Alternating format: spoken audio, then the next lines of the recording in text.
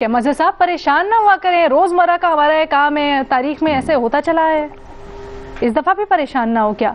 लेकिन भट्टी साहब ने जो सवाल उठाए हैं तो बड़े अहम, कौन जिम्मेदार है उन पुलिस के जवानों का जो शहीद हुए, उन खानदानों का जिनके बाप भाई पता नहीं कौन कौन शहीद हो गया।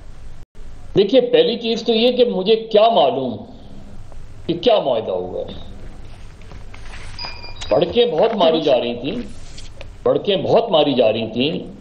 शेख रशीद साहब भी भड़के मार रहे थे, फवाद चौधरी साहब भी मार रहे थे। कौमी सलामती के इजलास में ये हो गया, ये फैसला हो गया, ये हुआ। अल्टीमेटली क्या हुआ?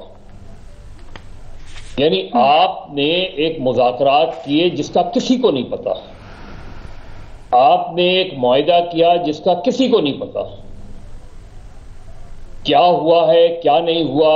ज़राए की बुनियाद पे मैं कैसे कमेंट कर सकता हूं? जब आप कलअदम तंजीम किसी को करार दिया तो मुझे ये बताया जाए कि कलअदम क्यों करार दिया, और कल जब आप कलअदम नहीं करार देंगे तो क्यों नहीं करार देंगे, ये बता दिया जाए। सुप्रीम कोर्ट में पंजाब हुकूमत ने जो रिपोर्ट दाखिल कराई है, अगर वो रिपोर्ट झूठी थी तो वही लोग जिन्होंने ये रिपोर्ट सबमिट कराई है वही लोग मुज़ाकराती कमेटी का हिस्सा हैं,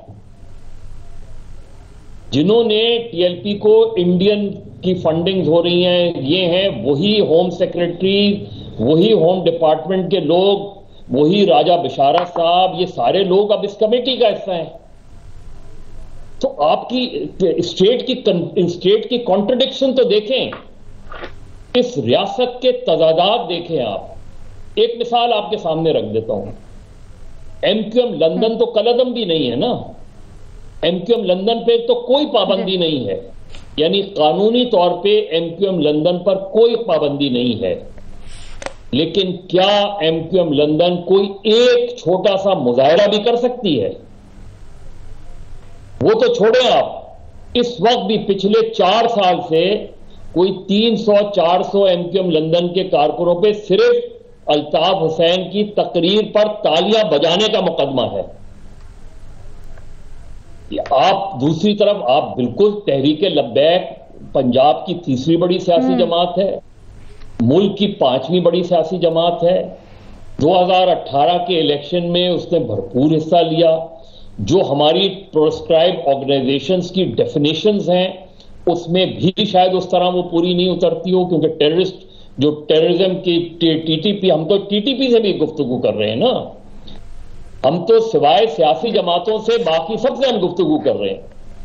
अगर हम गुफ्तगू नहीं कर रहे तो पॉलिटिकल पार्टी से गुफ्तगू नहीं कर रहे, बाकी तो हम सबसे कर रहे हैं। उनकी हमें क्या पता कि हो सकता है कि तहरीक तालिबान से भी कोई खुफिया मुआहदा हो गया हो, कोई नामालूम मुआहदा हो गया हो।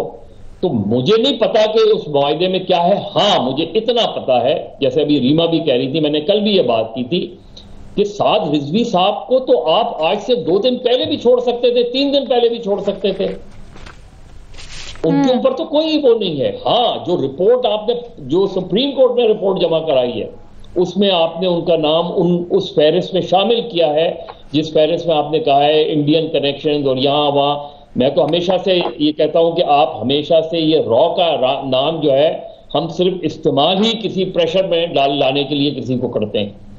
तो मेरा ख्याल है पहले स्टेट को अपने आप को क्लियर करना चाहिए। बिल्कुल तहरीक लब्बैक को सियासी मेन स्ट्रीम पॉलिटिकल पार्टी का हिस्सा थी, रहना चाहिए, आपको उसी तरह उससे डील करना चाहिए। लेकिन खुदा के लिए ये भड़के ना मारा करें, ये ना कहा करें ये सारी चीजें जो कहते रहते हैं ना आप, कि कोई कानून से बालातर नहीं है, कोई ये नहीं। और कोई ऑर्गेनाइजेशन ये गारंटी दे सकती है कि हम आइंदा धरना नहीं देंगे? वो कह देंगे जी आपने मुआहदे से अमल नहीं किया, हम धरना दे रहे हैं दोबारा।